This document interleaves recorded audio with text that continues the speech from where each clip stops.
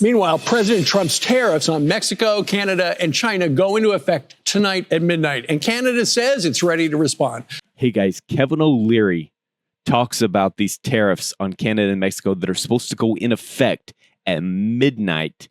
And then he switches gears and he starts talking about Elon Musk and his claim that the U.S. Treasury approved fraudulent payments, guys, for years to terrorist groups. Absolutely never denied a single one. Insane. Check this out. All right. So you have talked to Donald Trump about tariffs on Canada and Mexico and China. What'd you tell him? I was speaking specifically to him the last time I was at Mar-a-Lago about delaying the decision on Canada until they had finished their election. As you know, the Canadian government has fallen. There is no love lost between Trudeau and Freeland and Donald Trump. They had a bad relationship in his first mandate. It's obviously gotten worse. Trudeau's been calling him all weekend, calls not returned. This is not good. They're supposed to speak today. I would prefer, and many Canadians feel the same way, and many investors, I mean, really, I'm an investor, would rather have the new government in place to negotiate the new deal, but that's not what happened. Yeah. Kevin, Donald Trump ran on lowering costs for food and energy and stuff like that. Right now, the conventional wisdom is if they go into effect 25%, Canada and Mexico, Americans are going to get hurt a little bit. I look at this as the beginning of a negotiation. And I've always said to everybody on both sides, because I'm kind of in a unique situation. You know, I'm a Canadian, but my entire family's American. So and I invest on both sides of the border. In chaos, there's opportunity. The biggest thing going on here is a negotiation. We know it's about fentanyl right now. You had Doug Burgum on just moments ago saying exactly that. But the real opportunity comes out of the chaos and economic union. And I think this is the beginning of that narrative. I will note that energy is only at 10%. And I think the reason that's the case, or at least part of it, is that Danielle Smith, the premier of Alberta, took the time to go meet Trump in Mar-a-Lago a few weeks ago and plead her case about the importance of the relationship on energy of the U.S. And here she is getting a benefit from it at 10% opposed to 25. And, you know, that's good. Right. Burgum's now the energy czar. He understands the importance of Canada. You got to remember, Alberta has more energy than the entire United States. Right. That's where there's opportunity. That's where the economic union makes sense to investors. Speaking of opportunity, Elon Musk and the Doge team are looking at how much money the federal government spends. And he posted this on X. The Doge team discovered, among other things, that the payment approval officers at Treasury were instructed always to approve payments, even to known fraudulent or terrorist groups. They literally never denied a payment in their entire careers, not even once. What do you make of Elon Musk going through Washington right now with a Hoover? I'm okay with it. And I think the American people are okay with it. Everybody knows the dirty little secret about government. It drips with fat. No one's ever done an exercise like this. I thought he'd get a lot more pushback from Congress, and he's not.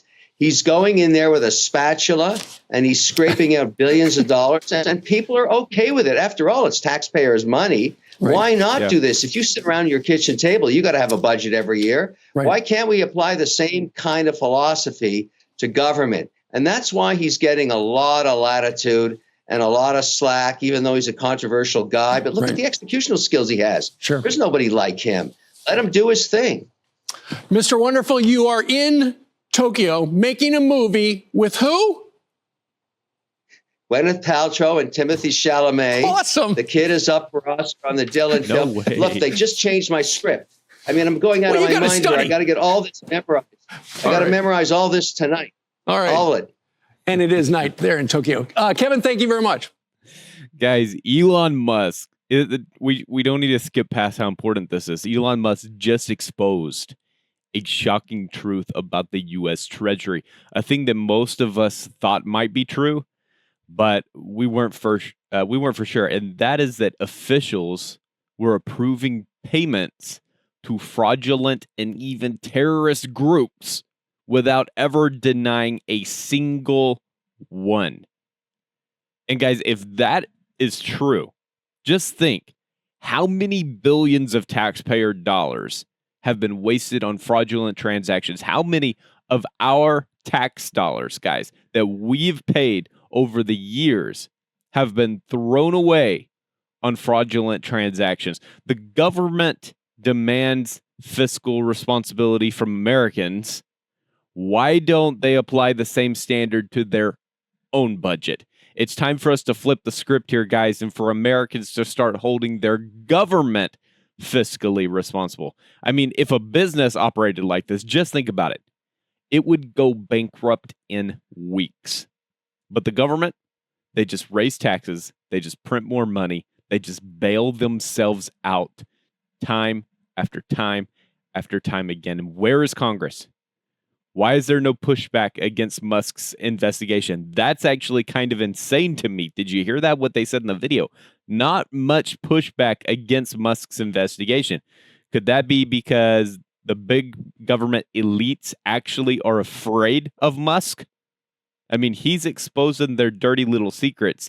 If any of them voice anything against Musk, they paint a target on themselves. Musk could come after them. I'm wondering if that's the problem here.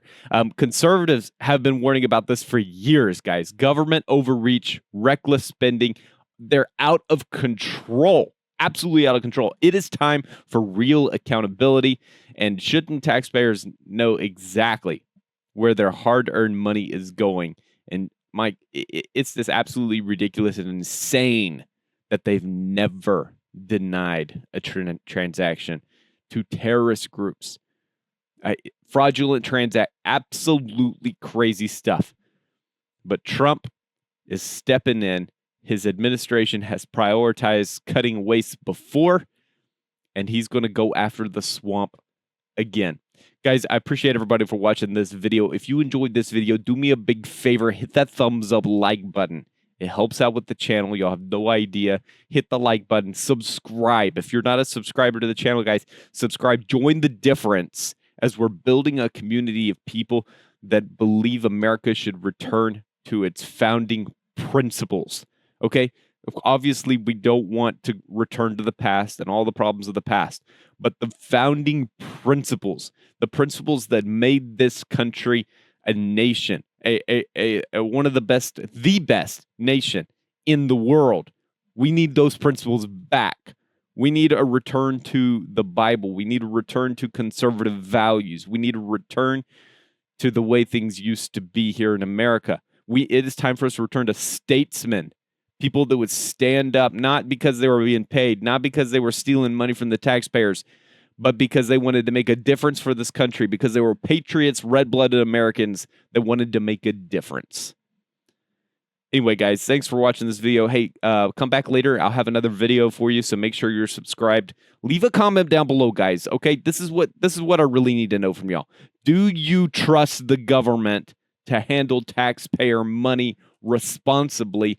Hit me up in the comments and let me know, do you think you're going to trust them more after Elon Musk is done with his mission? Let me know. All right, guys, take it easy.